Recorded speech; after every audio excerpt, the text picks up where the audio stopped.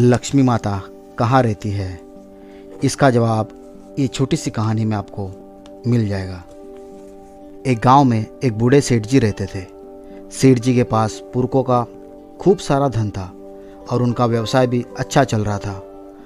लेकिन सेठ जी स्वभाव के बड़े ही नेक दिल और नम्र व्यक्ति थे। धन धान्य से संपन्न खुशहाल परिवार को देखकर जब लोग सेठ जी की प्रशंसा करते थे तो सेठ जी कहते हैं, भाई मेरा कुछ नहीं, सब माँ लक्ष्मी की कृपा है। दैवयोग से एक रात सेठ जी ने एक सपना देखा। सपने में सेठ जी ने देखा कि स्वर्ण आभूषणों से सुसज्जित एक देवी सी दिखने वाली सुंदर लड़की उनके मुख्य द्वार से बाहर जा रही थी। सेठ जी को अचरज हुआ। उन्होंने उस देवी से पूछा, हे देवी, आप कौन हैं? यहाँ कब आई और अब कहाँ और क्यों जा रही हो? सेठ जी के इस संबोधन से उस युवती ने पीछे पलट कर देखा और बोली, हे सेठ, मैं धन धान्य और वैभव की देवी लक्ष्मी हूँ। मैं सदियों से तुम्हारे यहाँ निवास कर रही हूँ, किंतु अब तुम्हारे यहाँ मेरा समय समाप्त हो चुका है। अब मैं यह घर छोड़कर अन्यत्र जा रही हूँ। लक्ष्मी जी फिर से बोली, हे सेठ, तूने हमेशा मेरा सदुपयोग किया है, गरीबों की सहायता की है, जनहित में कुएं, तालाब, गौशाला, संतों की सेवा, ज्ञान मंदिरों का निर्माण आदि अनेकों धार्मिक कार्य तूने मेरी कृपा से किए हैं। तुम्हारे इन महान और चिरकाल तक पुण्य देने वाले कार्यों से प्रसन्न होकर मैं तुझे वरदान देना चाहती हूँ। अतः अपनी आवश्यकता अनुसार तू जो चाहे सो मांग ले। अब तक तो दूसरे लोग सेठ जी की तारीफ करते थे, लेकिन जब माँ लक्ष्मी सेठ जी की प्रशंसा किए जा रही थी तो सेठ जी का हृदय आनंद से झूम उठा, आंखों से आंसू बहने लगे। तब सेठ जी को लग रहा था कि उन्होंने वाकई लक्ष्मी का सदुपयोग किया है।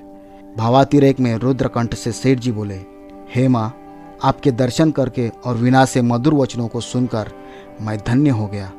मुझे अब कुछ नहीं चाहिए, मेरा जीवन सार्थक हो गया। अब मैं संतुष्ट हूँ। लेकिन यह तो सर्वविदित है कि देवी शक्तियाँ जब भी दर्शन देती है तो कुछ न कुछ तो अवश्य देती है। अतः लक्ष्मी जी बोली, हे निष्काम सेठ, अपने लिए न सही, अपने परिजनों के लिए ही कुछ मांग लो। तब सेठ ने कहा, ठीक है, मेरी 4 बहुएं हैं, कल उनसे पूछकर बताता हूँ। कल तक के लिए आप रुक जाइए। सुबह सेठ जी ने उठकर अपनी 4 बहुओं को बुलाया और कहा कि रात को लक्ष्मी जी मेरे सपने में आई थी और एक वरदान मांगने को कहा। मैंने कुछ भी मांगने से मना कर दिया तो उन्होंने परिजनों के लिए मांगने का आग्रह किया। इसलिए अब तुम ही बताओ मुझे क्या मांगना चाहिए जिससे तुम्हारा मनोरथ सिद्ध हो। पहले सबसे बड़ी बहू बोली, पिताजी, लक्ष्मी जी तो अब जा रही है, पता नहीं हमारे भावी दिन कैसे होंगे। आप उनसे अन्न के भंडार भरवा लीजिए ताकि हम कभी भूखे नहीं रहे। फिर दूसरी वाली बोली, दीदी, अन्न के भंडार कब तक रहेंगे? अन्न तो सड़कर खराब हो जाएगा। मैं तो कहती हूँ सोने चांदी से तिजोरियाँ भरवा लेते हैं, जिसे बेचकर अन्न, रुपए, पैसे सब खरीदे जा सकते हैं। इतने में तीसरी बोली, दीदी, इतने सोने चांदी की रक्षा कौन करेगा? इससे तो अच्छा है रुपए पैसे मांगे जाए ताकि बैंक में जमा करके निश्चिंत हो जाए। आजकल तो सब कुछ रुपए पैसे से खरीदा जा सकता है। सबकी बात सुनकर सबसे छोटी बहू बोली, पिताजी, अगर लक्ष्मी जी जाएगी तो उनसे कितना भी धन मांग ले, वो भी नहीं टिकने वाला, और धन दौलत वैसे भी हमेशा रहने वाला नहीं है। यदि हम अपने बच्चों के लिए ढेरों धन छोड़ेंगे तो वे अहंकार और आलस्य में कोई काम नहीं करेंगे, धन का दुरुपयोग करेंगे जो अलग।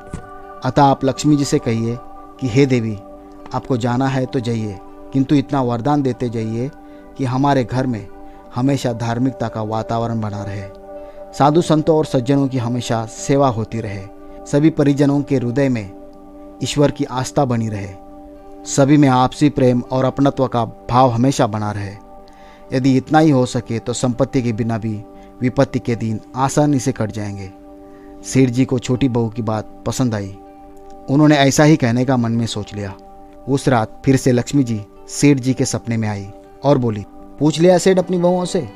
सेठ ने कहा, हाँ माते, आपको जाना है तो खुशी से जाइए, लेकिन इतना वरदान देते जाइए कि मेरे घर में हमेशा धार्मिकता का वातावरण बना रहे, मेरे परिजन हमेशा साधु संतों और सज्जनों की सेवा करते रहे, सभी में आपसी प्रेम बना रहे। यदि इतना हो सके तो संपत्ति के बिना भी विपत्ति के दिन आसानी से कट जाएंगे। यह सुनकर लक्ष्मी जी विस्मित होकर बोली, यह क्या मांग लिया सेठ?